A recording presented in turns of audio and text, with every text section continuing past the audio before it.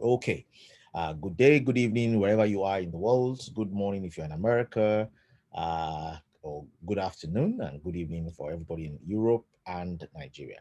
I'd like to welcome everybody who is here today. We started this exciting conversation yesterday on financial and business intelligence, and the discussion was what I wish I knew at 20. And we laid a lot of foundation already yesterday about the things that we wished that we knew at 20. And I'm going to just go do a very quick recap so that everybody who is just listening in today can catch up, pending when they go to the YouTube channel to get access to the other information there. Now, unfortunately, there's not much of financial intelligence in our school curriculum, even though we agree that what we have in common as human beings is that we all spend. Everyone who is listening to me today, irrespective of where you're listening to me from, irrespective of your occupation, your profession, whatever it is that you're doing, what we all have in common is that we spend. And yesterday I shared an allegory and I said the same way running is a constant feature in the forest, the same way every animal runs and learns how to run. Even lions learn how to run, even zebras learn how to run, herbivores learn how to run, carnivores learn how to run. Running is a course that unites the entire forest. The same way what unites us here on earth is that we all spend. Somebody's asking for a link for a prospect. If you want to go through this from a link, not directly here, you can use my Facebook page, Deolo Akinyemi 1 to 12. That should be useful to get in somebody who can't make it into this group. But if you can make it into this group, by all means, come into Zoom and let's be able to ask our questions and let's be able to see your face as well. Thank you very much, Mr. Ogunlesi, for that support. So very quickly, yesterday we said many of us have had different encounters with money, and our encounters with money has defined the way we relate with money. Okay, so all of us have had money encounters. Some of us had to save up in order to buy the things that we wanted. Some of us had to go through a lot of pains because we have access to money. It has defined the way we operate with money. Some of us are operating with money in different ways based on the experiences we've had, based on our growing, based on the mindsets that we formed while we were growing, based on the education that we had. Technically, the average person was basically educated out of being financially intelligent because we built every other kind of intelligence. We were gunning for a goal that ought not to be our goal. We are gunning for security, and in our journey towards security, many of us have missed the pathways that led to freedom. So the conversation yesterday was one, that this is something very, very important to learn and know. This is vital for everybody, irrespective of the course that they studied, because we all have money interactions. Whether we like to earn or not, we must spend. And everybody who is listening to me tonight has spent money today already. Either you have spent what you have spent or you have spent afresh, either on transportation, either you have spent the fuel that you already bought, either you spent the credit you already had, either you spent the data you already bought. All of us spend. And because we are all spending, we need to gain financial intelligence because we can't escape it. It's the way this jungle is built. And yesterday we said one of the fundamental things that I found out that I needed to have known earlier on that I didn't, and I have tried to work with for the last 12 years in engaging over 250,000 people around the world, is your goal is not financial security. Okay, your goal is not financial security. Your goal is financial freedom. Okay, your goal is not financial security. Your goal is financial freedom. You are not in this journey because you want to be financially secured. The end that you clamor for, the desired end that you want, is to be free. You want to be free. And we said that these are two completely different items. Okay, that the desire for freedom is completely different from the play. The play for freedom is completely different from the play for security. And we defined a few key parameters today. Sorry, some people are asking for links. I don't know why the challenge is for them not getting links. So let me just share a link to some people that may be useful. Okay, somebody's asking for a password.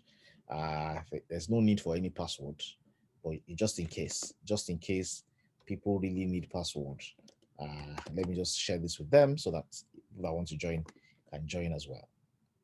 Okay, good. So as I was saying, yesterday we defined the differences between security and freedom. I would say security is a mindset that is looking at the value here is safety. The value for people that wants to be secure is that they want to be safe. And we said that the safest place is inside a safe. And for a safe to be safe, the key is on the outside. So we defined a few key parameters and said the reason why you don't want to gun for security is because sometimes in gunning for security, you miss the turning that leads to freedom. And I'm going to share my screen with you so that we can basically get on board from where we got off yesterday, so that we can do a quick catch up on those key elements.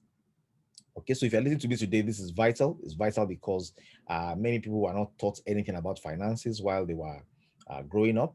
All of us have had to deal with money one time or the other. And it's so important that we have this basic information and basic knowledge so that we are all heading in the proper direction. Somebody says it doesn't matter the way the wind is blowing.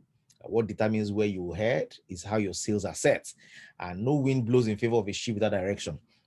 So even though the winds are blowing in particular ways, if you don't have clarity on what your direction is, no wind will blow in your favor.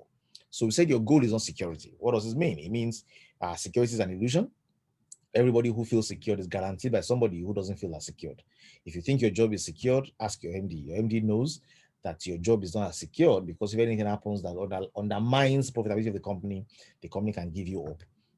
The safest place to keep money, we said, is in a safe. And of course, we know that the key now is outside for it to be safe. Everybody who is looking for security basically gets their security off of the fact that somebody else is guaranteeing them. And I realize that in financial terms, many of us are willing to give responsibility to others. If I came here today and I said there's an investment opportunity where you will earn 20% in 3 months, or you earn 10% per month, or you even earn 5% per month, many people are willing to give me that money, because somehow their mindset and their philosophy for security allows them to put somebody else in control so that they can feel secured because the person is paying regular interest.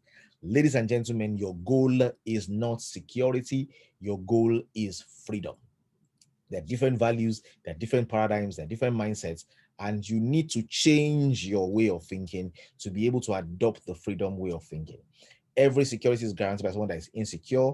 The highest security place is the maximum security prison, and in exchange for your security, they take away your freedom. Okay, and that's very basic. And we said your goal, what you really want to gun for, what you want your goal to be about, is not how much you amass, but how much you can earn passively. It's not how much you amass, but how much you can earn passively. Your goal is not a number, your goal is a system. Okay, I hope you are hearing me and you're hearing me loud and clear. Your goal is not a number, it's a system. It's not what you acquire, it is what you build. Okay, so many people want to acquire things, acquire stuff. No, what are you building? Are you building? Are you building anything that has the capacity to continue to repay you in your retirement? Is there anything at all that you are involved in building? It's not buckets, it's pipes. Okay, and I told you about the parable of the pipeline. It's not about building carrying buckets. The irrespective of the size of the bucket, a bucket is a bucket. It means your physical activity is required before you will earn. It is about laying pipes. It is about laying pipes. So when you lay the pipes correctly, the pipes will deliver value for you ultimately. So what you want to do with anything you're doing is to ensure that you have a system and a structure in place that ensures that not only are you earning from your activity, but you are creating a system that allows you to earn residually. Okay, these are the key elements we shared yesterday. And I said, okay, what mistakes do people make when they are thinking about security? The mistake that they make is they make the mistake of taking a loan to buy personal liabilities. They take loans to buy personal liabilities. If you are here in this place today and you have taken loans to buy personal liabilities, you can write in that chat box, I am guilty. Okay, I am guilty. Another mistake that people make is using your capital to build a house. Now, this is a very common mistake. Okay, it's a very common mistake, using your capital to build a house. Many people, the very first bulk sum they ever earn in their lives goes into building a house or into financing a house that they will live in themselves. This looks like a good thing. Like I said, security always looks attractive. The only problem with security is that you miss the turning that leads to freedom. Many people, the big financial the capital they should have used to kickstart themselves in life, in business, in playing at a bigger level, they have used that money to build a house. And they built this house because they want to be seen as walking in sync with their contemporaries. There is nothing more tempting, nothing more, join your contemporaries as building a house. People begin to tell you, at the age of 40, at the age of 50, you're going past the age. You need to have peace of mind. And peace of mind means that you take all the capital you have and use that to secure a house. Now, using your capital to secure a house is a bad idea, because not because it's a bad idea in itself. It's a bad idea because the value you'll have used to do that, the opportunity cost of it, is you can use it to build something that can then finance your house. I like the way a scripture says, it says, first of all, build your business and your business will build your house. If you build your house is not likely to build your business. Okay, so one of the key things you want to be able to do here is plan to use your capital to create value, and then use that value to create security. Go from freedom to security, not from security to freedom. Planning to become MD by rising through the ranks is one of the mistakes people make in the journey of financial security. I assure you, you can become an MD with just 70,000 naira, register a company and become an MD. If becoming an MD is so exciting for you, that's one way you can become. Abraham Otoni, you're welcome. Nice seeing you. Staying on one job with one income stream is a financial security mistake that people can make as well. Staying on one income stream. I tell people, if you go visiting and somebody offers you a chair and you discover that the chair you're about to sit on has only one leg, how will you perceive the person that gave you the chair? The person will look wicked to you. Now, what you're doing by earning only one income stream is creating a track record of wickedness for yourself, because you're putting yourself at risk. If anything ever happens to that one leg, then down you crash. So the first thing we said we needed to learn, that we wish we knew at 20, that I wish I knew at 20, was that my goal was freedom, not security. Can somebody here in the house today who realizes that their goal should be financial freedom, can you just type in that chat box there and say, my goal is financial freedom? Type in that, my goal is freedom. My goal is freedom. And ladies and gentlemen, you need to ensure that your goal is about freedom. Okay, what you want to do is you want to ensure that you are building to become financially free.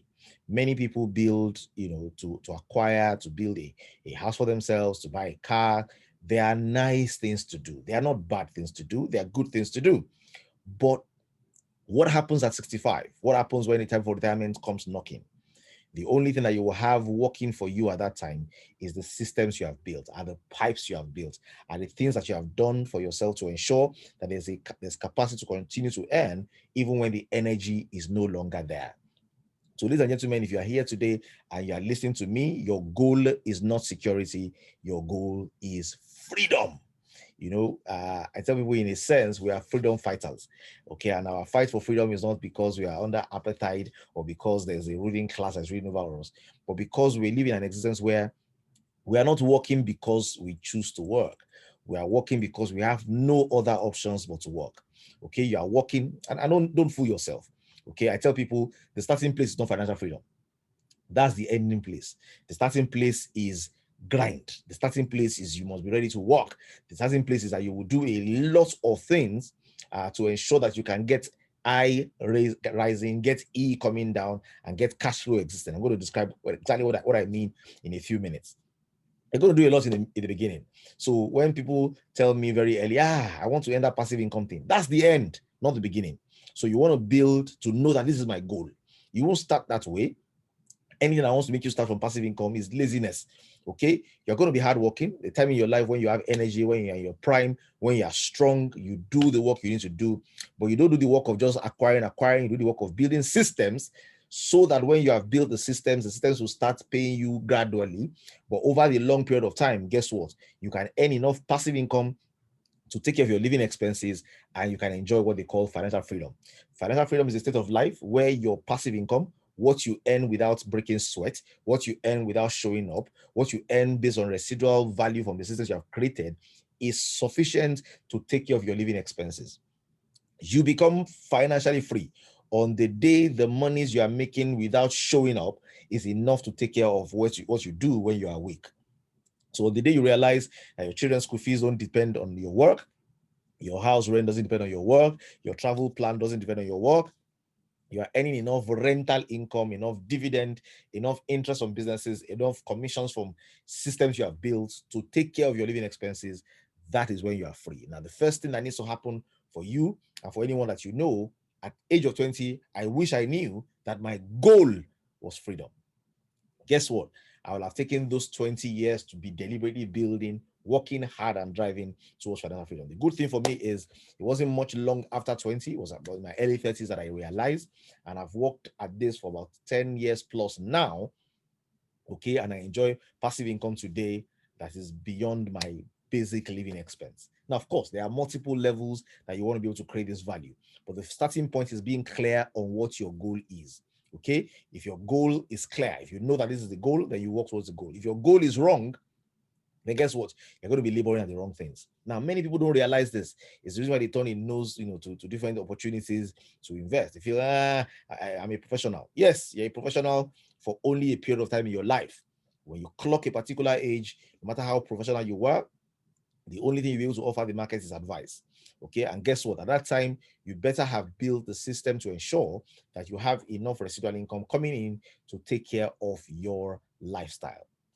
Retirement benefits do not equate to what people earned while they were working. For many people in civil service, for many people in many government parastatals, it comes about 1/3 of what you are earning. It means you can't sustain the lifestyle. Somebody said something to me some days back. He said, with oil workers, once they leave their job, their life goes down.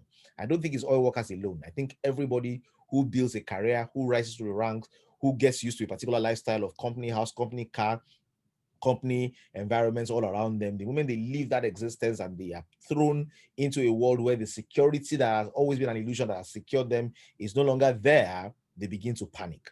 Ladies and gentlemen, in order not to get yourself into a state of panic, you must be very clear about what your goal is from ab initio. Your goal is freedom. I can see many people here who have typed, my goal is freedom. I think this is crucial. I think this is very, very important. Now, what's the second thing that I wish I knew in my 20s? I wish I knew, okay, I wish I knew that how much I earned is not what is important. Okay, but before I go into that, I want to show you something else that I think is important. I want to skip this and go into something else. Okay, let me go ahead with this.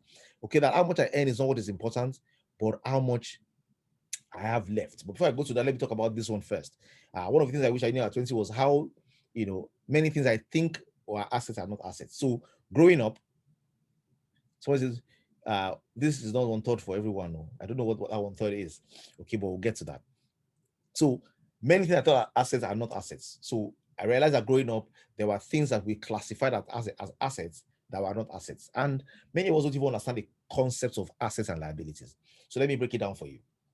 I didn't study accounting, so disclaimer: I have no degree in accounting. I have no degree in economics. In fact, I did economics by myself, and I did my GCE, not SSC on economics, which I passed, thankfully.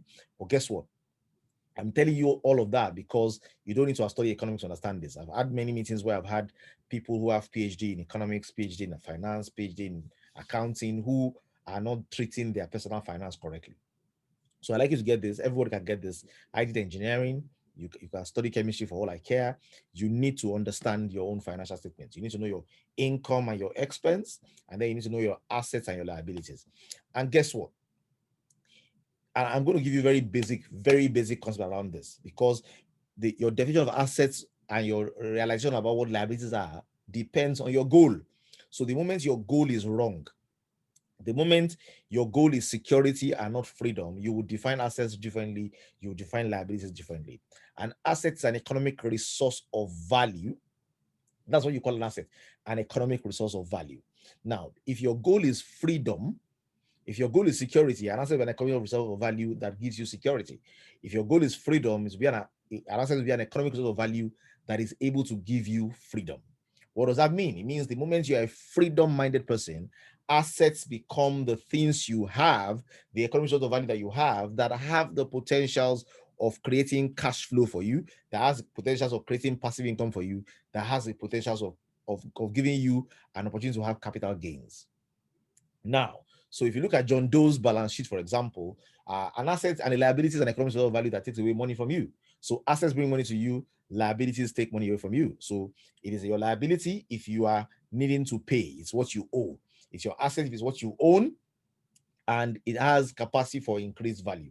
Now, if you look at John Doe's balance sheet, for example, and it says, John Doe has a few things on his balance sheet that, if we're going to look at it from a financial freedom mindset, will not qualify as assets.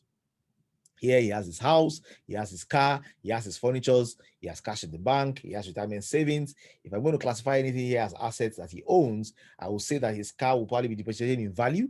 So, and if he didn't buy it full cash, if he bought it full cash, it's depreciating as well. I will not categorize as an asset because he's yielding no passive income except he's doing Uber business. His cash in the bank, I will say, as a current asset. It has no value is generated as far as freedom is concerned today, but it has intrinsic value and it can be traded, it can be used for other things. Its retirement savings, I would say, yes, it's a kind of current asset as well, because it's not as if it's yielding any particular value, except it has interest in an interest play that it can be earning regularly from. That's not the case. So it's a current asset, it can convert in the future into something of value. His house, certainly not. If it's a mortgage, he's probably still paying on that house. Okay, if he owns it, fantastic. But from a passive income point of view, it's not yielding anything. Probably won't amount to much for me as a measure of his assets. Liabilities are things that he's paying down money on. So his mortgage, he needs to pay regularly. Second mortgage, he needs to be paying regularly. His car loan, probably on the same car that he put on the asset side, he still needs to be paying regularly. His student loan is probably going to pay for the next 15, 10 years. Credit card balances, he has liabilities there. Sum it all together, it gives you an idea of what he's owing. And they say when you supply what you're owing for what you own is how you get your where you get your assets.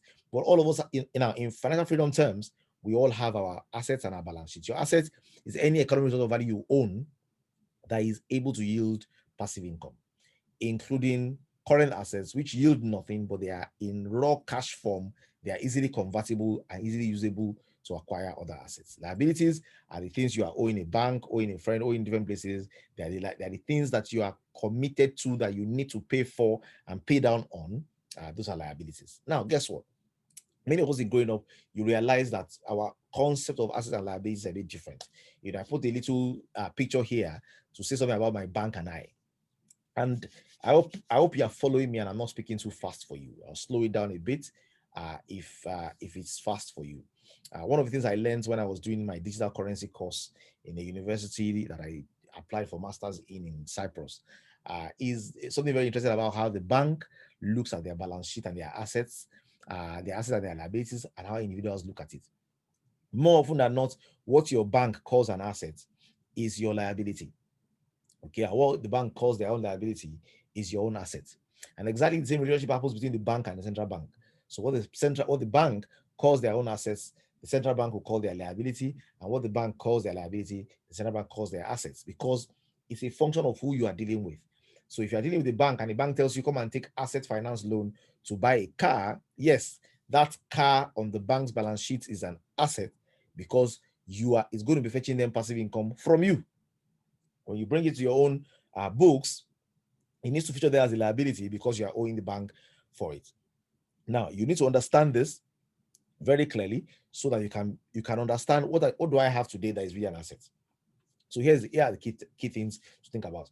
Once you start thinking of freedom in freedom terms, your definition of assets will change. Okay? Once you're thinking freedom terms, what you call assets will change. It will no longer be your house, your car, and those kind of things that keep you secure. It will be what is fetching you passive income. So an asset for you will be an economic result of value. Value becomes what makes me safe if I'm secure. Value becomes what gives me passive income if I'm freedom minded. Assets in simple terms becomes economic result of value that have the capacity to produce positive cash flow, including cash itself. So if it can fetch me positive cash flow, including cash itself, then it is an asset. Asset becomes what brings freedom. To know if you can classify that as an asset or not, ask yourself, does it have a positive passive income flow? Does it have positive cash flow? If it has capital gains, it's probably a business. So if I have something, I bought land and I can sell the land and make more money, yes, I have a business there, some kind of current assets because it is easy to liquidate. But if I need to do a lot of marketing to make it happen, what I have there is a business, not an asset that is generating passive income. Okay, if he has negative cash flow, it's probably still a liability. Landed property, personal house, car, TV, washing machine, business, traded shares, it's all a function of what is it generating for you. Now, ladies and gentlemen, many of us have our assets all mixed up. Many things we call assets are not assets. I once did a training for a group of people and I asked them for their net worth. And one young man said his net worth is zero. I said, what does that mean? He said, all I have and all I own, when I balance them out, I have nothing. I said, okay. Somebody said, I said, what's your own net worth? And the person said, my net worth is about 40,000 naira. I said, what does that mean? He said, well, I have this, I'm owing this, the balance is 40,000 naira. And someone said, well, sorry, I don't want to do this exercise because mine is negative. I said, okay, sorry about that. But at least it's good that you know where you are so I can know where you are planning to go and you can set your goals correctly. And then I asked the fourth person, I said, where's yours? And the person said, my net worth is minus 3 million. I said, what does that mean? He said, when I remove what I'm owing from what I own, I will still be owing. Okay. So somebody has a very negative case. And someone said, I said, how much you have? Someone said, I have assets. My assets are 4 million. My liabilities are 1 million. I'm positive. And I said, fantastic. Tell us about your assets. And the person started mentioning their television, their furniture, their car. They don't give you passive income. Don't classify them as such. If your goal is freedom, what you consider valuable is what has the capacity to give you passive income. Now, it begins to get us warmed up into a very interesting conversation that we should have. And I'm hoping that conversation we can have it either today or tomorrow about what exactly are these assets? What are the things that categorize as these assets that have the capacity to give us passive income? What can I put my money in that will yield for me on a regular basis? I told you yesterday there are 5 of them, a category is 5 of them. But before I begin to talk about assets, I first of all need to get clear out of the way the key things that we need to know about our finances before we can begin to really move ahead. Now, I paused on a particular topic. How much you earn is not important. Now, I think it's very, very, very, very important as well. So allow me to touch a bit on this before I begin to define assets and show you how passive income is earned and what you want to do about each of the categories to begin to ensure that you can begin to earn passive income. Okay, can you type in the window there? Let me know you are still here. How much you earn is not important. How much you earn is not important. What do you think is important? Okay, if how much you earn is not what is important, then what is important? Okay, and I put here realizing that income is not the most important value in your financial equation is major. Okay, you need to realize many of us picked up the jobs we picked up because they were the highest they were the highest paying jobs, because the jobs gave us an opportunity to earn good income. We chose them.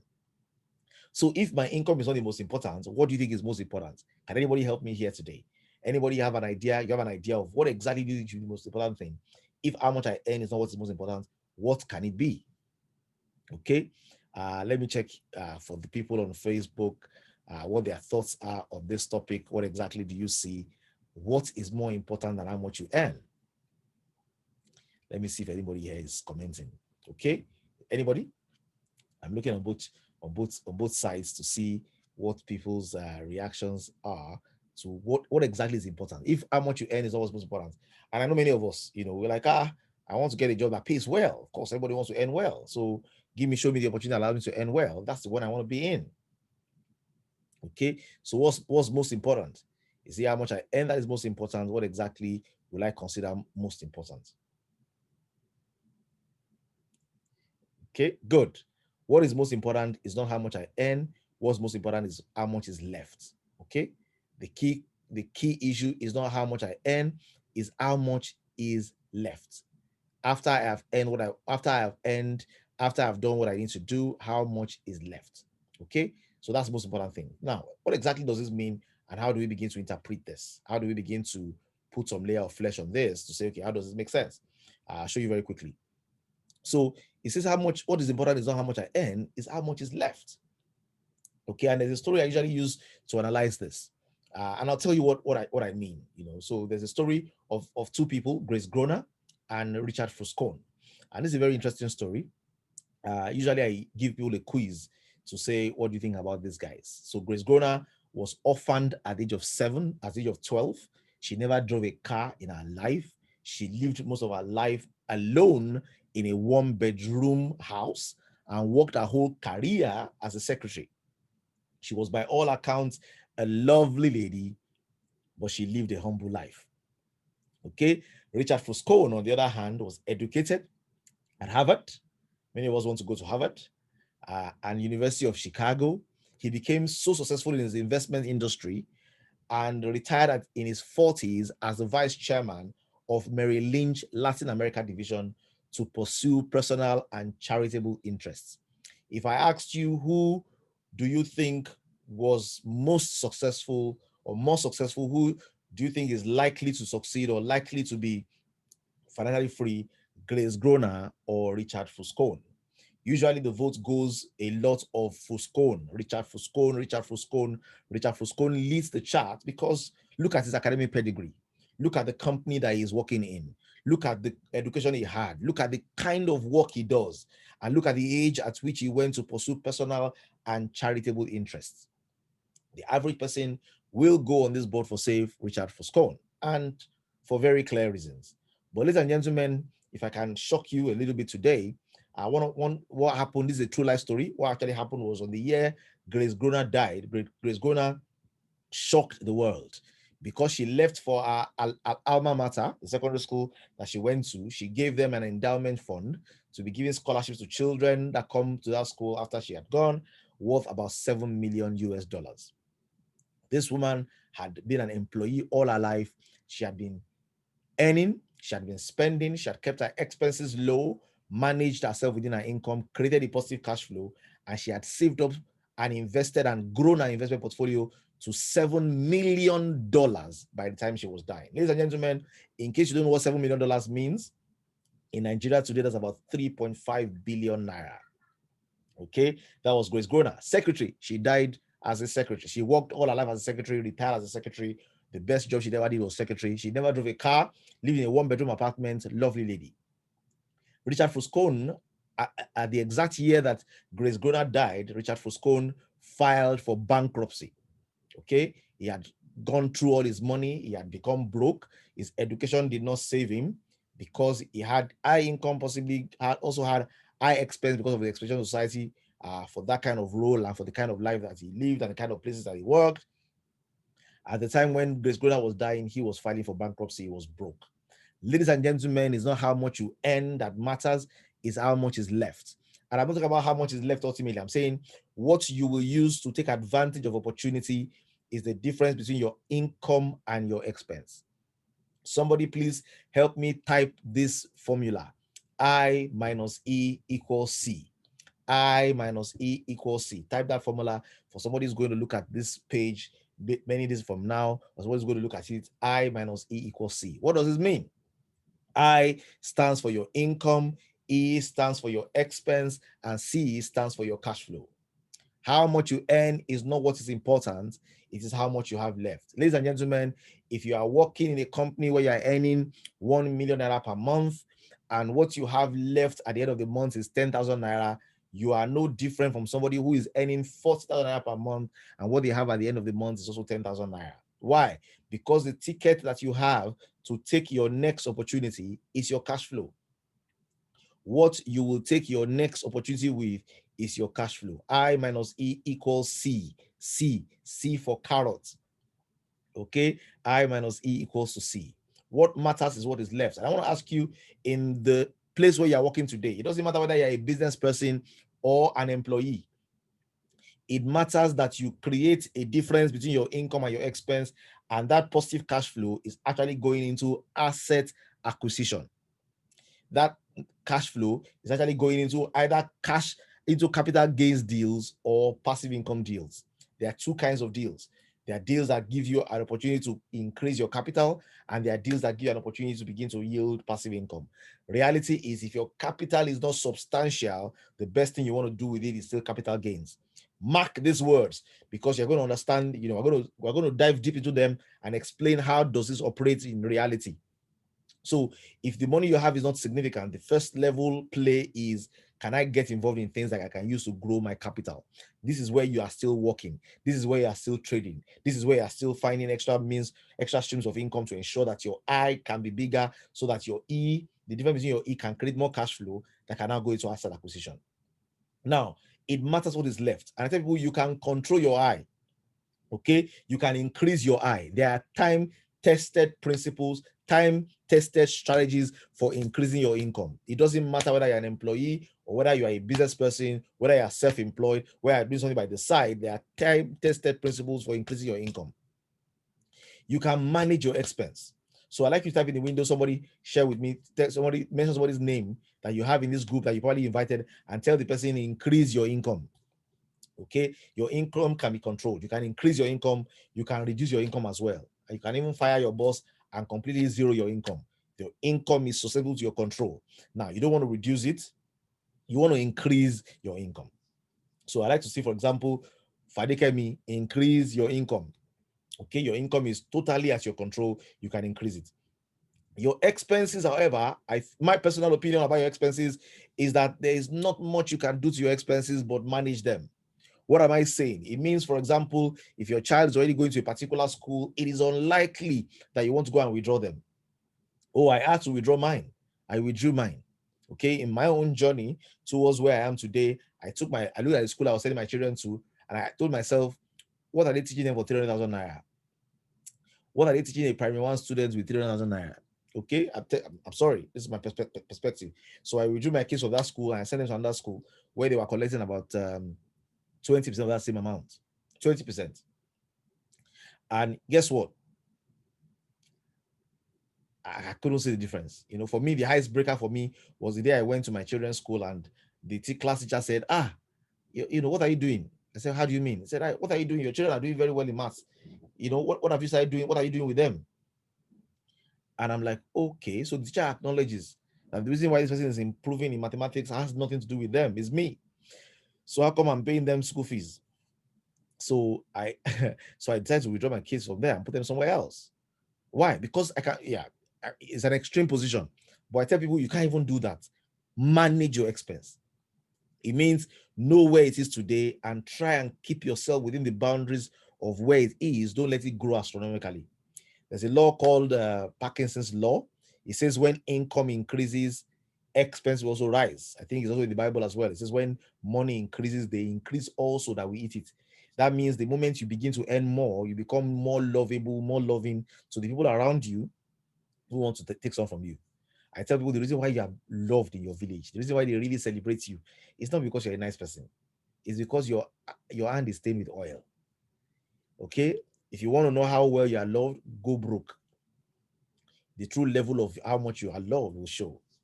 So you can increase your income, you can manage your expenses by having a budget, and then you can store away your cash flow. You can store away your cash flow, you can trade with your cash flow, you can create value with your cash flow. Your cash flow is what you really have left.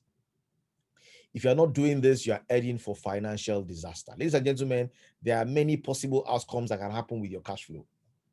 And I tell people, if your I minus E is less than zero, okay, if your income is less than your expense, then it means you are taking from the future to service the present. Hear me clearly. If you are spending more than you are earning, it means you are taking from your future to service your present. It means when you get to the future, you may meet a hole there. Okay, what does this mean? It means you are not planning for the future. If your income is equal to your expense, it means you are taking every day just as the same, and you are setting up yourself for a place where you will be dependent. Okay, and it's possible your income will be greater than your expense, and instead of you still using it as cash flow, you use it as further income as well. You save up to buy things instead of save up to create systems for the rainy day.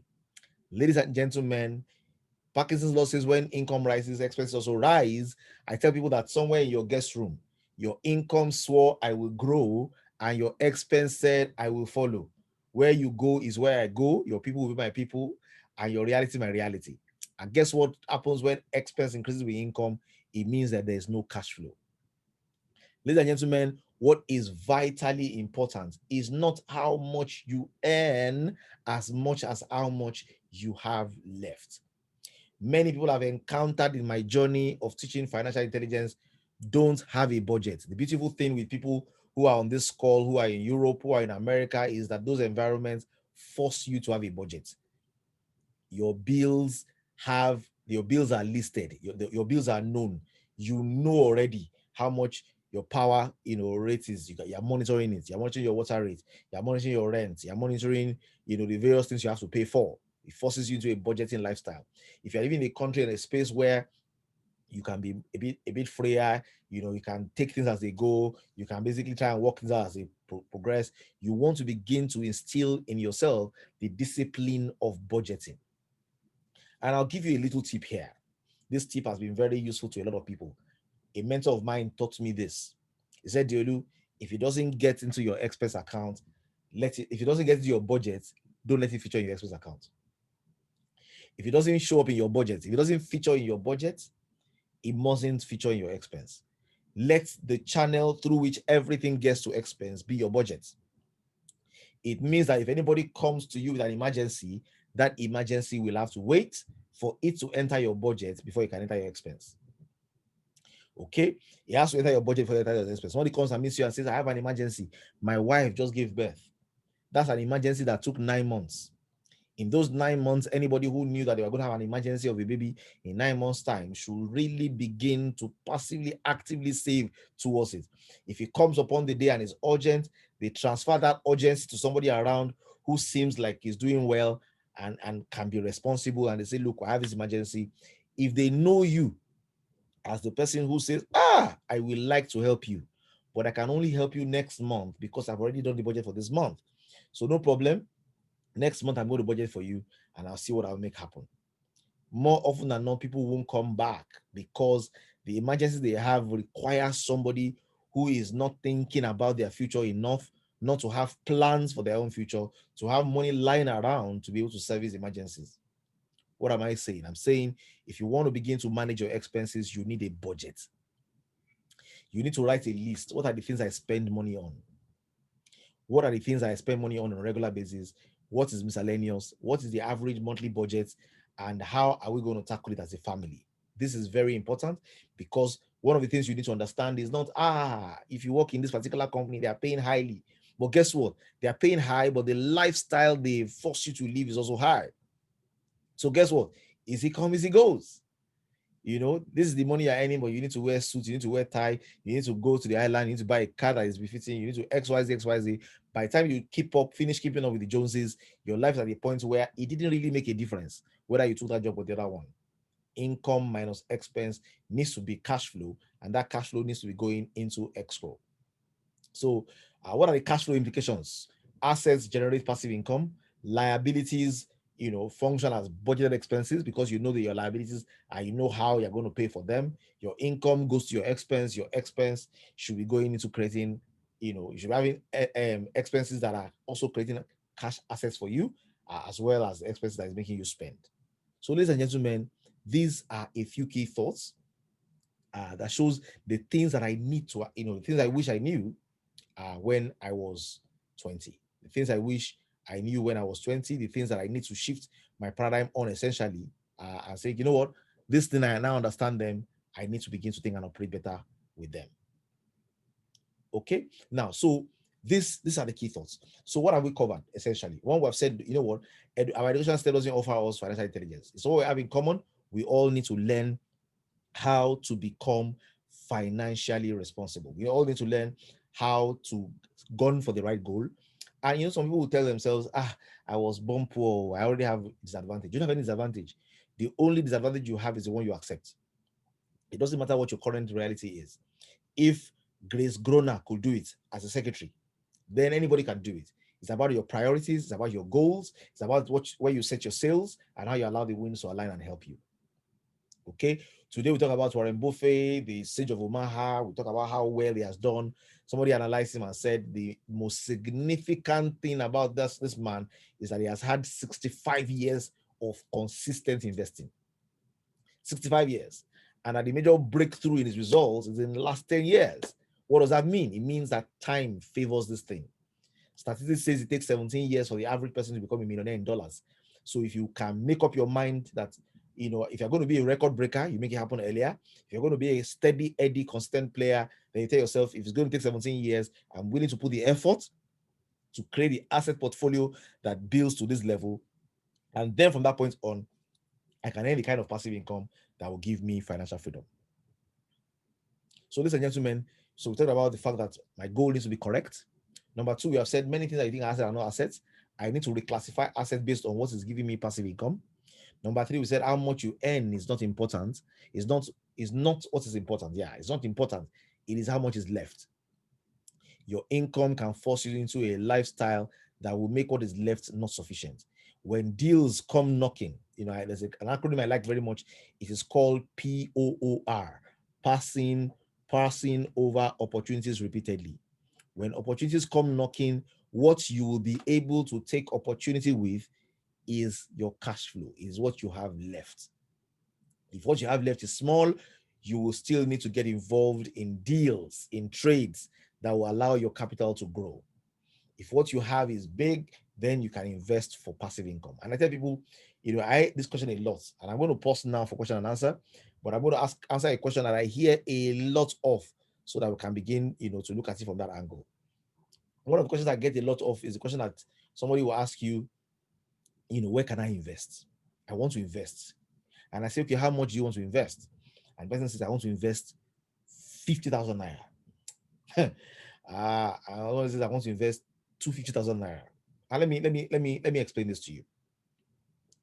When you are going on the road and you see a 10-year-old boy selling gala in traffic, what do you call it? I'm sure you call it child abuse. Why? Because this child should be in school. He's too young to be selling gala on Maryland, at the Maryland Bridge. It's wrong. It's child abuse. Very good. Now, when you want to send money that is not big enough on errand to be bringing you extra money, it is called money abuse. You are abusing the money. You want to invest, you say you want to invest 50,000 naira. It means you want to begin to earn passive income on 50,000 naira. How can that even make any sense? I try to tell people, listen, and this is the person you need to have. If the money is small, allow the money to work, so that when it works, it can work and trade, and you can get more money from it. You're not abusing it. But when you want to send money on errand and you say, this money I want it to work for me, and it is 50,000, 500,000, even 1 million, if you look at the rates of very conservative investments is less than 10% per annum. Okay, conservative investments will give you 5%, 4%, and they are sustainable. Rents will give you 5%. Some rents will give you 2%, and you know that you can earn this for life because it's sustainable. If 1 million is giving you 2% per annum, how much is that?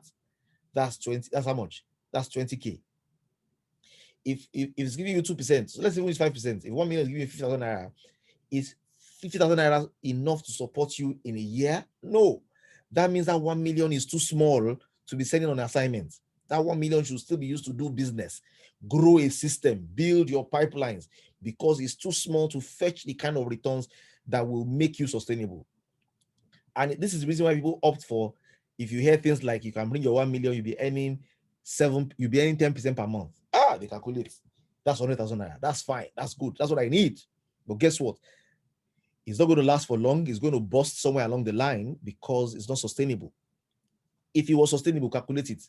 If you're earning 10% per month on a 1 million naira deal, in 20 years, you should be the richest man in the world. And because you're not going to become the richest man in the world from trading with money that is small, that many people have as well, you can be sure that it won't work. So if the money is small, it means that you still need to do some work. If the money has become significant, then you can send it on errand. If you have 100 million, sorry, even 100 million naira, maybe small in some balances, but if you have 100 million naira, for example, and it's fetching you 2% or it's fetching you 5%, that's 5 million naira per annum. If you divide it by 12, that's about what? 400 million naira per month.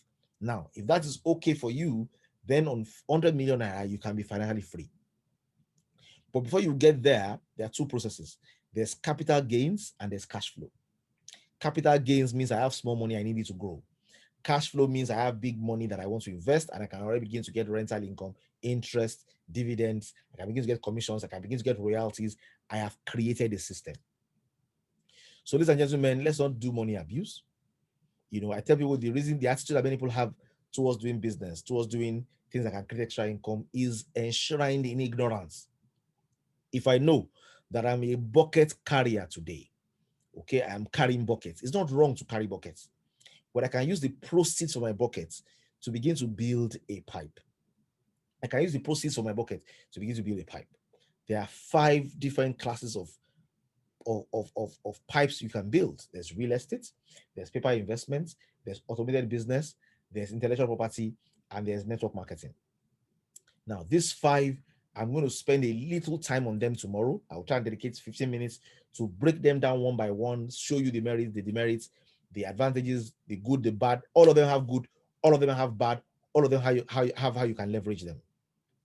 If I understand this, then I must engage money, understanding that, you know what, 10 years from now, 20 years from now, I want to be able to relax and work because I choose to work, not because I have to work.